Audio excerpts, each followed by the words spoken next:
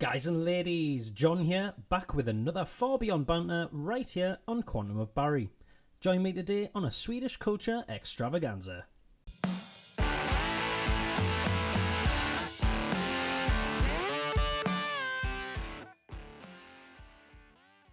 Guys and ladies, I've got a secret invention to share. Seriously, I'm going to let you in on some CIA bollocks right here. If you hate wasps as much as I do, grab yourself a sieve, throw on a pile of ground coffee and set fire to that fucker. You'll not see a wasp for at least 20 minutes. They hate this shit. Most of the Swedish population love to get together and have fun, and a crayfish party, or Krftskiva as they call it, is a traditional party in August. Yes, I may have missed the boat here a bit, but I do hold down a full-time job, as do Chris and Dan. Although many people buy crayfish at the local store, many Swedes choose to catch them for themselves. There are rules on the size of crayfish you can catch, so we do throw the babies overboard.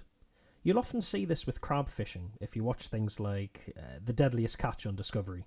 Lakes usually have different rules too, but residents near this lake are allowed 3 nets per household and can catch up to 20 of the juicy buggers in each. Typically, you are only allowed to fish between 5 at night and 8 in the morning, but as I witnessed, that was more than enough time. I'm showing both before and after clips here, and as you'll see, we have a decent haul. Similar to England, many Swedish lakes are plagued by crayfish, and catching them and eating them, along with a shitload of beer, sounds like the perfect way to reduce the population. And now for the juicy bits. That's right, a complete beginner's guide on how to crack open a crayfish. First thing is first, you need to pull the front claws off. It's quite hard, but don't be afraid to use some force. Open the tail, as you can see here. Take a firm grip of it in your hands, that's what he said, and pull it away from the main body to expose its juicy treasure. If you're a real Viking, feel free to suck its brains out. Sadly, my beard isn't long enough, so I'm moving on. Grab the tail in your hand and crack the shell by squeezing it firmly. That'll make it easier for you in the next bit. Flip it over and proceed in peeling back its clothes stroke armour. This shit honestly gets everywhere, so it's handy to have a napkin nearby. Once you have the bulk of the shell off, you can often pull the end of its tail off like so.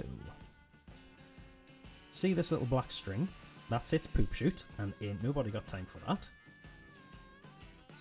There you have it, a piece of tasty pleasure. Now we don't want this other crap going to waste, so take its claw, apparently this is quite a small one, pull its bottom pincer, and if you're lucky, you'll get all the meat out in one go. Sadly this didn't work for me, so pull the rest of the arm off and crack it open with your teeth. I should have had a scooper for this bit. But there you go. Now you have a cubic fuck ton of meat and you're left with very little waste. Sadly, guys and ladies, that's all we have time for on this episode of Far Beyond Banter. If there's anything you'd like to see next on Quantum of Barry, please hit us up in the comments below. Don't forget to like and subscribe, and as always, we'll see you guys on the next one. You need to pull the front claws off. It's quite hard, but don't be afraid to use... Fuck off, man, you